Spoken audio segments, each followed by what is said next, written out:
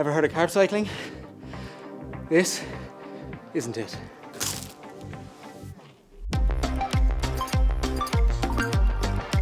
How's it going, guys? My name's Richie Kirwan, and today we're going to talk all about carbohydrate or carb cycling. What it is, how it works, and whether it can benefit you in the gym or on the playing field. Let's get started.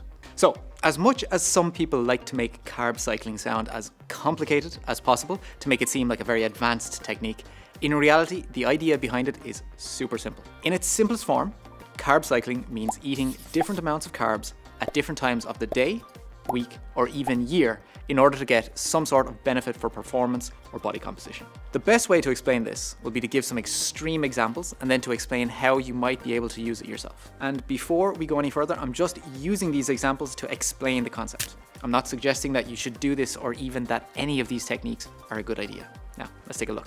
Firstly, let's imagine someone who's dieting, trying to keep calories low to lose some body fat. They're also training regularly, let's say 5 days a week, because they want to retain as much muscle and strength as possible. And resistance exercise is the best way to do that. Because they're following a plan and have been dieting for a while, they don't have many calories to play with. They have a certain amount of protein and fat that they need as a minimum, which leaves them with, let's say, 100 grams of carbs a day. The workouts are in the mornings and are really hard because the diet has been so long. You with me so far? Instead of spreading their 100 grams of carbs evenly amongst their 3 meals, which would give them a really small portion of carbs each time, they decide to have all of their carbs together for breakfast, a couple of hours before they work out. They enjoy breakfast and always feel that they train better after eating a large dose of carbs. Some people do, some people don't. So they have their really carby breakfast, enjoy a great training session, and then eat some really low carb meals during the rest of the day. That's an example of carb cycling. Let's look at another example. Someone who wants to bulk, but wants to do it as a lean bulk so she gains as little body fat as possible. She's training 4 days a week and her sessions are super heavy and really take it out of her, and she knows she struggles to recover from them sometimes. So instead of having the same amount of carbs every day, she decides to change her macros based on training days and rest days. She reduces the amount of carbs on rest days because she's pretty inactive and feels she doesn't need them all that much. She then divides those carbs pretty evenly amongst her meals on her training days.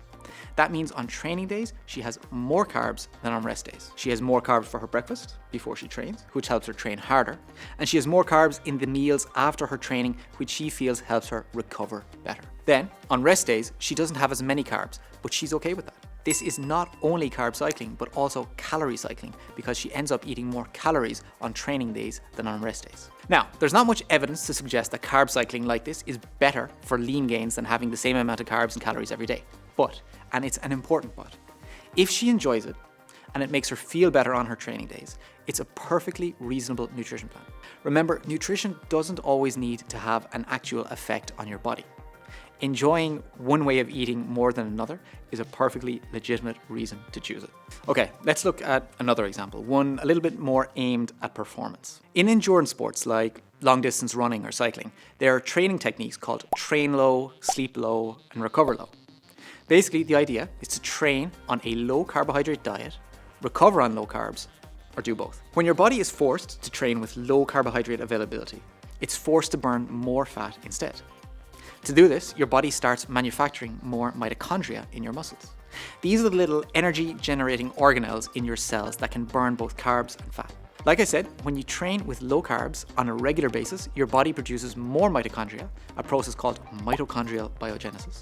Remember that. And it also makes more enzymes and proteins needed for burning more fat.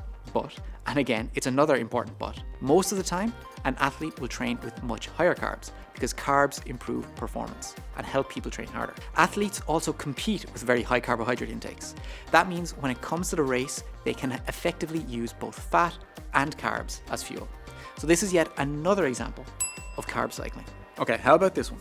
Someone is trying to diet and finds a lower carb diet is pretty easy for them during the week. But on the weekend, let's say Saturday, they want to eat more carbs, just to help them enjoy the weekend a little bit more. The carbs make them feel better and might also help improve training for a few days after eating them too. If this sounds familiar, that's because this approach can also be called a diet refeed. But it's also an example of carb cycling. Finally, just to give a very, very broad example, Bodybuilders often do bulking and cutting cycles where they try to gain muscle or lose body fat respectively. If you think about it, bulking diets are much higher in calories, and a lot of those calories come from carbs, and some fat obviously. On the other hand, when trying to cut, athletes reduce their calories, and they do that by reducing their carbs, and again, some fat, for a few months. While it doesn't seem obvious, this is also an example of carb cycling. So, I hope this video has helped you see that carb cycling is nothing fancy at all. It's just choosing to eat more or fewer carbs at specific times with a specific goal in mind. So whether it can help you or not depends entirely on your goals and on your food preferences. Did this answer your questions about carb cycling? As always, if you have any more, let me know in the comments below, and remember to like and subscribe to the Myprotein YouTube channel for more great evidence-based nutrition information. Oh, hello there.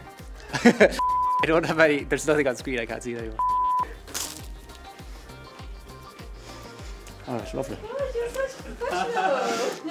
Is that dry? Yeah, it's quite dry, yeah.